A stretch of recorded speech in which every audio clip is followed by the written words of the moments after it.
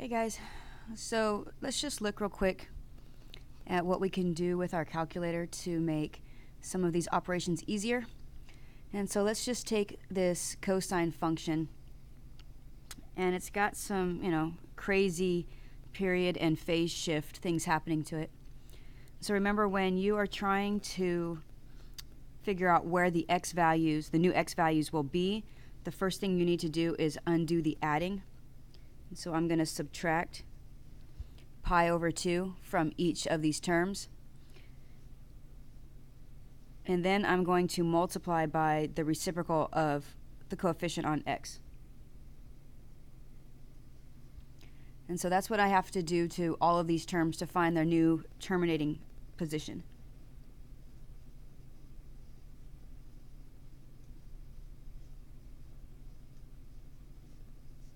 So I'm just going to start setting it up. And of course, you can always pause this and do all the setup and then come back and watch it for the calculator part.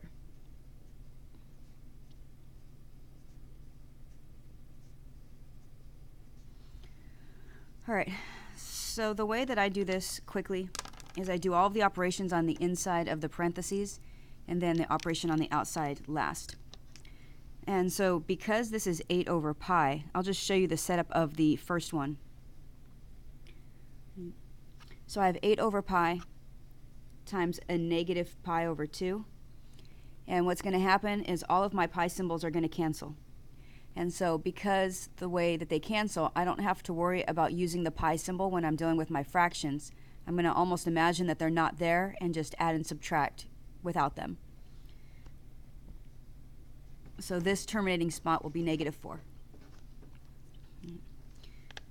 Now again, the one here in the middle, a pi over 2 minus pi over 2 is 0. And so that's just going to be 0. Well, let's look at your calculator. All right, so I'm going to do the next one. So really that's the same thing as 1 minus a half. And then I'm going to take that value and I need to multiply that by 8. And so I'm going to start getting some fractions here. All right, so the thing is that this one that I made up doesn't look like it has too many crazy fractions. It looks like it's going to be all nice integer values, so I'm going to have to do some readjusting to maybe which ones I work with. But let's just finish this one off first. Same thing, the other fraction, if I do the next one, would be a 3/2 minus a 1/2. Right? And then I would be multiplying that by 8. And then the other one is 2 minus 1/2 times 8. And so these are going to give me the values that I'm going to put on my chart. Now what I'd like to do is figure out, well, what if they don't come out to be nice integer values? What would be a better way that I could continue to use my calculator?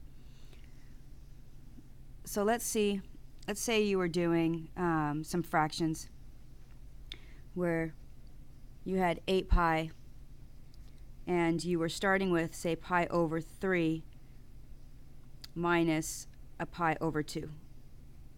Something like this, where you would have to get a common denominator first and then do some operation work. So that's what I want to show you on here, because this is the kind that we get when we have secant or cosecant. Right? So if I take 1/3, right, subtract off 1/2, I get this crazy decimal. And that's the point that I want to be able to show you, is I still need to be able to multiply this by 8, but continue with a fraction. Right? So let's zoom out of this a little bit.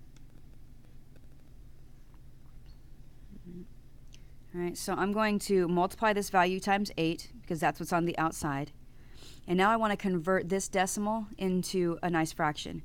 So I'm going to hit second, and I want to hit the one that says F to D, because I'm taking a decimal to fraction conversion. And then I'm going to hit enter. And what it's going to do is it's going to give me a mixed number. And if I hit second, and this one right here that says ABC, it'll turn it into an improper fraction for me. So I don't have to sit there and try to do my own decimal, or it's like fraction conversions. I can get this pretty quickly to be -4/3. And so I can make that easier to try a graph. Same thing, we had some where it was like a pi/6. You know, say we had a pi/6 and we were subtracting a pi/4. Because again, those are what happens, you know, when we have some of these weird conversions. Right? So 1/6 minus 1/4. Right?